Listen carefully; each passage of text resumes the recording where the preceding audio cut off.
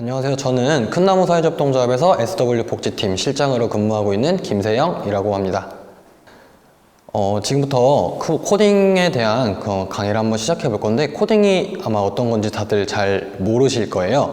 그래서 제가 한번 간단하게나마 어떤 것이 필요하고 그 다음에 어떤 것이 코딩에 대해서 중요하게 여겨지는지 한번 짚어보고 갈 텐데, 먼저 코딩을 간단하게 설명하기 전에 코딩이 왜 필요한지부터 한번 알고 가보도록 하겠습니다. 먼저 앞에 보시는 것처럼 우리 첫 번째로 4차 산업혁명 시대가 뭔지, 그 다음에 어떻게 흘러가는지부터 해서 코딩이 뭔지, 코딩 교육의 중요성, 그리고 인재 양성 추진 계획, 그리고 언어의 종류는 어떤 것들이 있는지, 마지막으로 코딩 교육이 뭔지 해서 간단하게 알아보도록 하겠습니다. 자, 먼저 4차 산업혁명 시대인데요. 먼저 저희는 지금 이제 인류라는 시대에 봉착해 있는데, 인류가 먼저 만들어지기 전에 저희는 진화를 했습니다. 먼저 오스트랄레피테쿠스, 그 다음에 호모 에릭투스, 그 다음에 호모 사피엔스, 호모 사피엔스, 사피엔스 다음에 지금 저희가 이렇게 인류로서 진화를 하게 되었는데, 이렇듯 인류도 진화하는 것처럼 지금 혁명도 4차 산업 시대 같이 시대도 이렇게 계속 같이 진화를 하고 있다고 생각을 하시면 될 것 같아요. 그래서 어떠한 형식으로도 진화를 했는지 한번 알아보도록 하겠습니다. 먼저 저희가 10년 전에 이게 지금 한 15년에서 16년도 자료인데, 먼저 10년 전에는 보시면은 지금 10대 기업 중에 1위로 엑손모빌이라는 석유 회사가 지금 1위로 기업 순위로 나와 있어요. 근데 지금 현재를 보시면은 애플, 그 다음에 아마존, 그 다음 구글, 마이크로소프트, 페이스북, 이렇게 지금 순위가 매겨지고 있는데, 이 5가지 순위들의 어떠한 공통점을 한번 보시면은 다들 IT 기업이라고 할 수가 있겠습니다. 이렇듯 지금은 현재 저희가 4차 산업시대 혁명에 들어오면서 이렇게 IT 기업만 조금 더 살아남을 수 있는 이런 시대에 봉착을 해 있다고 생각을 해 주시면 될 것 같아요. 그러다 보니 코딩, 그 다음에 IT가 이렇게 굉장히 필요하고 중요해지고 하는 시대에 저희가 살고 있다고 생각해 주시면 될 것 같습니다. 먼저 지금 보시면은 IT, 첨단 기술 발전이 지금 제일 57.1%로 미래 유망 직업에 나와 있는데요. 이렇듯이 지금 어떠한 고령화 사회라든지 최상급 산업의 발전 이런 거에 대해서는 좀 밑으로 내려가 있고, IT가 이렇게 윗순위로 올라와 있어요. 그렇듯이 앞으로도 계속 발전될 것이고 계속 필요한 일이기 때문에 IT 첨단 기술 발전이 앞으로 미래 유망 직업에도 굉장히 많은 영향을 끼칠 것으로 생각을 하고 있습니다. 방금 앞에서 설명해 드린 것처럼 지금 어떠한 존재하지 않는 새로운 직업이라든지, 그 다음에 빅데이터 관리자, 헬스케어 이런 직업들보다는 어떠한 사람의 손이 직접 가야 하는 그런 직업들이 지금 1순위, 2순위에 올라와 있는데요. 물론 의사와 간호사 같은 이런 의학계 직업은 기계를 쓰는 데 있어서 한계가 있기 때문에 앞으로도 계속 미래에도 유망 직업으로 이렇게 계속 갈 수가 있겠지만, 그 위에 있는 소프트웨어 개발자와 같이 그런 기계들을 또 만지고 작업하고 관리하는 이런 소프트웨어 개발자들이 지금 미래 유망 직업으로 대학생들이 뽑은 최고의 순위에 올라와 있습니다. 그렇다면 제가 지금까지 설명해 드린 이런 어떠한 코딩의 시대에 대해서 이렇게 설명을 해드렸는데, 그렇다면 코딩이 도대체 뭔지 한번 알아볼게요. 이제 저희 가전제품 중에 제일 저희와 가까이 있는 텔레비전을 가지고 설명을 해드릴 건데, 텔레비전의 소프트웨어는 영상 전파를 받아서 화면에 나타내어주고, 그 다음에 리모컨으로 전달되는 명령에 따라서 채널을 바꾸거나 음량을 변경한다고 지금 저렇게 앞에 나와 있어요. 그런 것처럼 리모컨에 안에 들어있는 칩을 통해서 리모컨의 역할을 만들어주는 것을 코딩이라고 생각하시면 될 것 같습니다.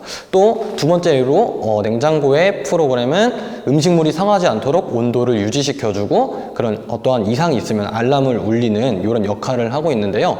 이러한 역할들을 만들어내는 것 자체를 프로그래밍 또는 코딩이라고 말을 하고 있습니다.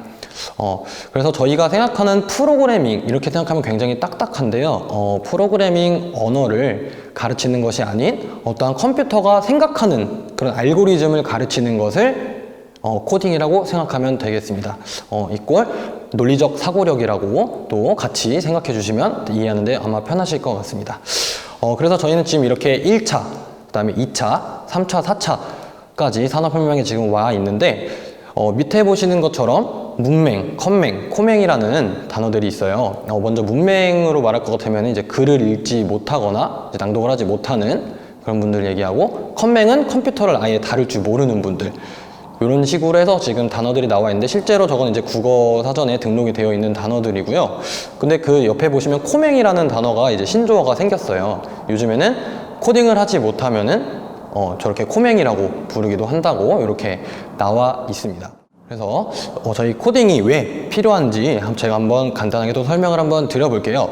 먼저 저희는 모두 다 유치원, 초등학교, 중학교, 고등학교 과정을 거쳐서 이렇게 성인이 되곤 합니다. 그런 교육 과정들을 거쳐야 되는데 그 교육 과정 안에서 저희가 수학, 과학, 사회탐구, 과학탐구 이런 어떠한 기본적인 과목 말고 그 과목을 알기 전에 조금 더 사고력이라든지 논리력 이런 거를 좀 형성시키는 데 있어서 굉장히 중요한 과목으로 지금 발돋움을 하고 있는 게 바로 코딩입니다. 그렇다면 먼저 유치원부터 시작을 하면은 그 시기에는 이제 컴퓨터를 다룰 줄도 어떻게 킬 줄도 모르는 시기예요. 그렇기 때문에 어떠한 코딩을 바로 배우거나 아니면 이렇게 개념을 익힌다기보다는 어떤 사고력, 논리력, 창의력, 그리고 문제 해결 능력, 의사소통 능력을 키우는 데 있어서 좀 도움을 줄 수 있는 게 바로 코딩 교육이라고 생각하시면 되겠고요. 그렇게 유치원을 거쳐서 초등학교로 올라오게 되면은 유치원부터 초등학교 저학년, 그다음 고학년이 되기까지 배웠던 저런 사고력과 논리력을 바탕으로 컴퓨팅 사고력을 배양을 하게 됩니다. 그렇게 되게 되면은 어떠한 문제를 마주했을 때 그 문제를 잘게 쪼개고 또는 분석하고 패턴을 읽고 또는 해결하기 위한 방법을 구조화하는 등의 과정을 거쳐서 다양한 방법으로 같은 문제를 해결해낼 수 있는 그런 능력을 기르게 되겠고요. 그렇게 기른 그 정보를 바탕으로 중학교에 올라가게 되면은 이제 진로 탐색을 점점 하게 됩니다. 그렇다 보면은 이런 컴퓨팅, 초등학교 때 배웠던 컴퓨팅을 기반으로 그다음에 문제 해결 능력과 간단한 프로그래밍 교육까지 받으면서 이제 조금 더 IT 쪽에 가까워질 수 있는, 코딩 교육에 조금 더 가까워질 수 있는 그런 단계를 밟을 거고요. 그다음에 고등학교에 가게 되면은 조금 더 거기서 심화 과정인 어떠한 다른 분야와 융합된 그런 알고리즘과 프로그램을 설계하는 교육을 직접 만들어보고 설계하는 교육을 배우게 됩니다. 제가 지금은 이렇게 자라오는 그런 코딩 교육에 대해서 받는 그런 교육들을 제가 설명을 해드렸는데 이게 왜 중요한지 설명을 해드릴게요. 초등학교 같은 경우는 지금 2016년 기준으로 실과 과목에서 17시간 이상을 교육을 받아야지 이수를 해야 중학교로 이제 넘어갈 수가 있고요. 중학교에서는 정보 과목, 우리 컴퓨터를 배우는 정보 과목에서 34시간을 배워야만 이렇게 중학교 과정이 이수가 돼서 고등학교로 이렇게 올라갈 수 있는 과정을 배우고 있습니다. 그렇게 되면 고등학교에 가서는 정말 코딩이라는 다른 일반 과목으로 나오게 되어서 조금 더 집중 탐구를 하고 심화 과정을 밟아서 IT 쪽으로 또는 이제 본인들이 원하는 컴퓨터 쪽 분야로 나갈 수 있도록 그렇게 도움을 주고 있어요. 그래서 현재는 여러 대학교에서 소프트웨어 선도학교 대학을 중심으로 30개 대학 이상으로 지금 확대 운영을 할 계획으로 있습니다. 그렇게 되면은 코딩이 정말 기본적으로 저희들이 배워야 할 아주 중요한 과목 중에 하나가 된다라고 생각을 해주시면 될 것 같아요. 그렇다면 이런 코딩이 어떤 언어의 종류들이 있는지 한번 볼 텐데요. 먼저 저희들이 아마 들어보셨던 분들도 계시겠지만 이렇게 스크래치라는 프로그램이 있어요. 먼저 스크래치는 우리 MIT 공대, 매사추세츠 대학 공과대학에서 이제 직접 개발을 한 교육용 소프트웨어 프로그램이고요. 학생들에게 어떤 복잡한 프로그래밍 문법이나 그런 부분을 가르치지 않아도 어떤 작성 원리를 익히게 할 수 있도록 실제로 사용할 수 있도록 만든 그런 프로그램입니다.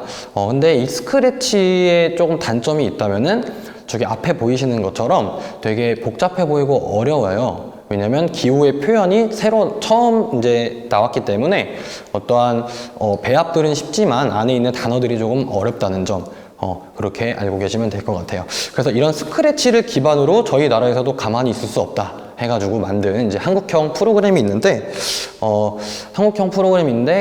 이렇게 엔트리라는 프로그램이 또 따로 있습니다. 저희 나라에 있는 카이스트 대학교에서 개발을 했고요. 우리나라에서 좀 코딩 교육의 필요성을 얼른 인식하고 좀 신속하게 개발해서 얼른 널리 알리자라고 해서 개발되고 업그레이드를 시켜주고 있는 프로그램이고요.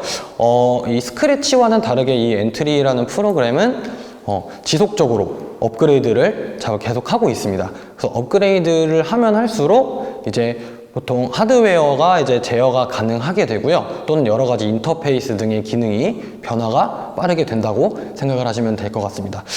앞에 보셨던 스크래치와는 다르게 조금 더 블록 색깔이 알록달록해요. 그러다 보니까 조금 더 어린 친구들도 쉽고 재밌게 다가갈 수 있도록 이렇게 만든 프로그램입니다. 그래서 이거 같은 경우는 누구나 이렇게 쉽게 접할 수 있도록 그냥 웹사이트에 가셔서 바로바로 다운을 받으실 수 있게 무료로 배포가 되어 있으니까 한번 궁금하신 분들은 체험을 해보시면 될 것 같습니다. 저희가 기본적인 지금 프로그램을 가지고 설명을 해드렸는데요. 사실은 이 모든 뭐 스크래치나 엔트리라는 프로그램들이 요 파이썬이라는 단계에 있어 사실 맨 처음에 시작된 거긴 한데 이 파이썬이라는 언어의 종류는 굉장히 고급지고 되게 심화 과정이에요. 앞에 보이시는 것처럼 저희가 왜 영화에서 보는 것처럼 이렇게 녹색 화면에 영어로 이렇게 막 써있는 그런 장면을 가끔씩 보셨을 수가 있을 텐데 그런 것처럼 오픈소스를 제공하고 여러 가지 블록들과는 다르게 이렇게 언어로서 표현을 하고 프로그래밍을 하는 게 파이썬의 단계라고 할 수 있겠습니다. 아까 말씀드렸던 초등학교, 중학교, 고등학교에서는 보통 스크래치와 엔트리를 사용하긴 하지만 이제 대학교에 가셔서 심화 과정을 밟게 되시면 이런 파이썬 과정까지도 밟게 되므로 조금 더 IT 쪽에 가깝게 다가갈 수 있을 것 같습니다. 제가 지금까지 말씀해드린 이런 프로그램들은 저희가 이런 어떠한 하드 디스크를 통해서 실행을 할 수 있는 프로그램들을 말씀드렸지만 그 안에 지금 앞에 보시는 이 사진처럼 저런 칩 같은 걸 여러분들 한번 보셨을 수가 있을 거예요. 저 칩을 이제 아두이노 보드라고 칭하고 있고요. 또는 저렇게 엠블럭 보드라고 얘기를 하고 있습니다. 저런 아두이노 보드를 이용해서 여러 가지 코딩에 최적화된 프로그램을 사용을 할 수 있도록 만들어져 있는 보드라고 생각하시면 되고요. 어떠한 이런 컴퓨터나 모바일 이런 PC 이런 기계들이 없어도 저 아두이노에 직접 아까 만든 코딩 같은 거를 업로드를 하면은 구조물을 바로 움직이거나 어떠한 역할을 줄 수 있도록 그렇게 설계되어 있는 메인 테마 보드라고 알 수 있겠습니다. 저런 보드들을 이용해서 또 여러 가지 보드들이 많이 나와 있는데요. 그런 보드를 보시면은 저기 옆에 있는 것처럼 여러 가지 어떤 음악 또는 센서 뭐 아트 이런 쪽으로 해서 예체능까지 많이 엮어가지고 여러 가지 테마 보드를 많이 만들어냈어요. 저 안에 방금 설명해드린 아두이노 보드의 기능들은 당연히 들어있는 거고요. 그 보드들을 조금 업그레이드 시켜서 조금 더 쉽고 재밌게 다가갈 수 있도록 만든 보드들입니다. 그리고 저 보드 옆에는 또 여러 가지 센서들이 있어요. 저 센서들이 왜 여기서 나오냐 하면은 방금 제가 말씀드린 그런 아두이노 보드 안에도 저런 여러 가지 센서들을 통해서 저희가 어떠한 역할을 주어주고 또는 어떠한 프로그래밍을 할 수 있도록 설계되어 있기 때문에 저런 센서들이 꼭 필요하다고 할 수가 있겠습니다. 그래서 앞에 보이는 것처럼 조도 센서 아마 처음 들어보실 거예요, 여러분들. 가로등을 보시면은 이렇게 누가 꺼주고 켜주고 그런 것이 아니라 그런 가로등 안에도 다 저런 센서들이 들어가 있어요. 앞에 보신 조도 센서가 바로 그 얘인데 어떠한 빛의 밝기에 따라서 자동으로 켜지고 꺼지는 그런 센서를 빛감지 센서를 말할 때 저런 조도 센서를 사용하고요. 앞에 보이는 것처럼 또 온습도 센서는 말 그대로 온도나 습도를 감지하는 센서, 초음파, 뭐 기울기, 불꽃, 음영 이런 정도의 뭐 센서들은 다 여러분들이 한 번씩은 보시거나 들어보셨을 거라고 생각을 합니다. 그래서 이런 여러 가지 센서들과 보드들이 합쳐져서 그런 코딩 프로그램을 만들어낸다라고 생각을 하시면 될 것 같아요. 그렇게 되면은 이렇게 이제 여러 가지 코딩 교육을 저희가 진행을 하고 있는데, 여러 가지 소프트웨어 중심의 코딩 교육이 있고요. 또는 저렇게 하드웨어. 아까 말씀드린 어떠한 컴퓨터라든지 PC라든지 또는 뭐 모바일 이런 거를 이용한 코딩 교육이 있고요. 또는 아까 제가 말씀드린 제일 중요한 우리 아두이노 보드를 이용한 하드웨어 방식이 또 따로 있고, 그걸 통해서 만들어진 어떠한 로봇이라든지 이런 완성형 하드웨어 또는 조립식 하드웨어가 있습니다. 이런 교육들을 통해서 보시는 것처럼 외국 같은 경우는 벌써 저렇게 지금도 진행을 하고 있고 벌써 마무리 단계에 와 있는 반면에 저희 나라는 아직 좀 이제 시작한 지 이런 코딩 교육이 시작된 지 얼마 안 되었기 때문에 조금 이렇게 밑 단계에 있다고 생각을 하고 있어요. 그러다 보니 이런 코딩이 왜 필요한지, 왜 중요한지 항상 저희 머릿속으로 생각을 조금 해봐야 될 것 같고, 그런 코딩 교육에 있어서 여러분들이 공부를 하고 배우고 나면은 또 어디에 어떻게 적용을 할 건지 또는 활용을 할 건지 이용을 할 건지 생각해 보시면 가장 아마 정말 좋은 교육이 될 거라고 생각합니다.